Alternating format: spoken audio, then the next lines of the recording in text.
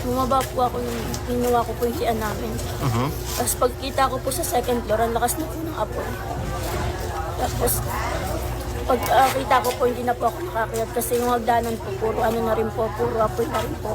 Mabilis lang po yung pangyayari. Opo, mabilis lang po yung pangyayari. Tapos sumisigaw po yung anak ko, sabi niya, "Ma, susunog kami sa taas." Sabi ko, "Nak, hindi na ako makakakayat kasi ang lakas na ng apoy." Ang ginawa ko po, tumakbo na po ako. Hindi ko na po nailigtas yung dalawa kong anak.